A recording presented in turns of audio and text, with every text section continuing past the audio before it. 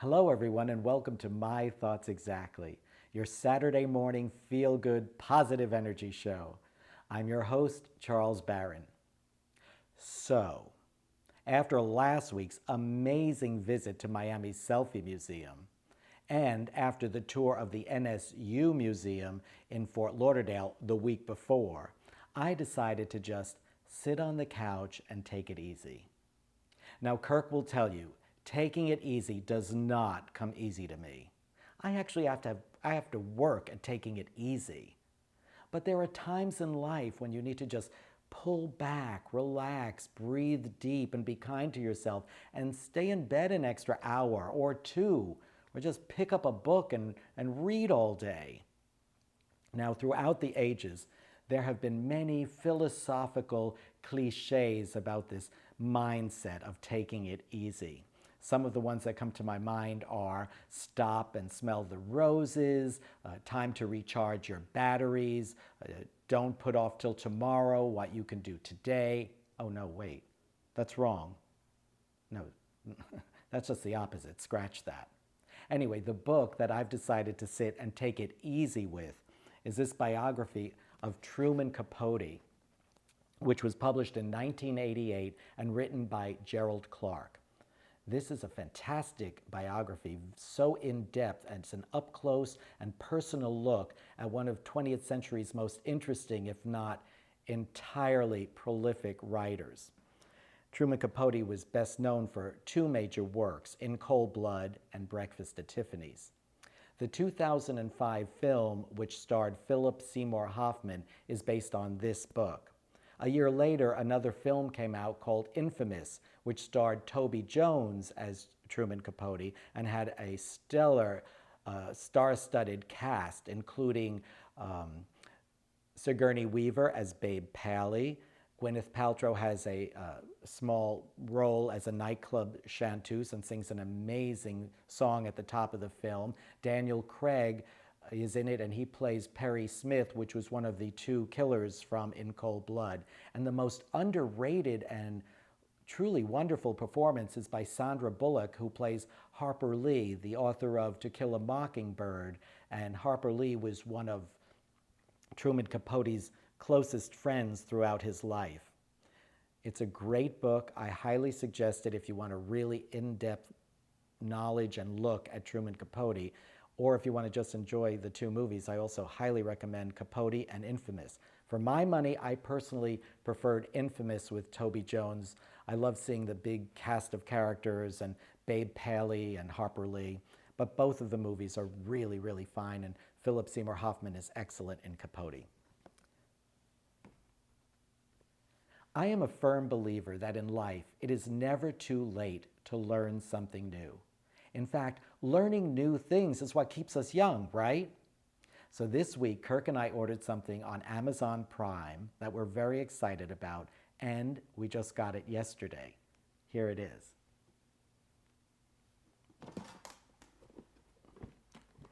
Can you guess what it is?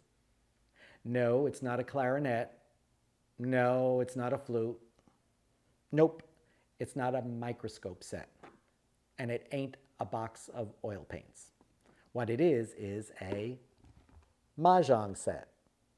Now, there seems to be a resurgence in the game of mahjong the past year, and that might have something to do with it being driven by the pandemic and people staying home and playing board games and card games and learning new things. But mahjong is on the rise once again, and we decided to learn the game.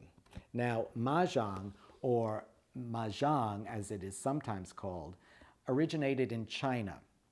Many people think it's centuries old, but from what Wikipedia tells me, it was started in the late 1800s under the Qing dynasty, or the Manchu dynasty, which was the last imperial dynasty in China. And it made its way over to the United States in the early 1900s. Now, the game has two ways to play it. There is a Chinese way to play it and an American way to play it. Now, based on the YouTube video that Kirk and I watched, the American way, trust me, is by far easier. The American way is played with 150 2 tiles, as opposed to the Chinese way, which is played with 144 tiles, which because the American way includes 8 joker tiles. These are the mahjong tiles. They're quite beautiful in their own way. These are the bamboos, which are shortened when playing to call bam. These are the winds, east, south, west, and north wind. These are the dragons. Now this dragon does not look like a dragon and is nicknamed Soap. There are little nicknames you have to pick up as you go along when you play. Now these are the other tiles. There's lots and lots of tiles in these little racks that you get as well. These are the dots, and these are the Chinese characters. They're different suits. There's 9 of each. There are 3 major suits, and there are 9 of each tile.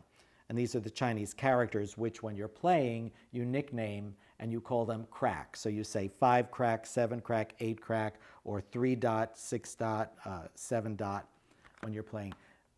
The object of the game is to get, like in a hand of cards, you can get a run or all of the same kind.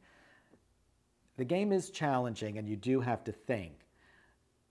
It's easier than chess, but a lot harder than checkers.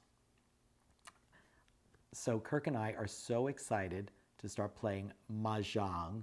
We're going to check in with a few of our neighbors here in Palm Air and see if we can get a little mahjong group together poolside and play safely, socially distanced around a big table.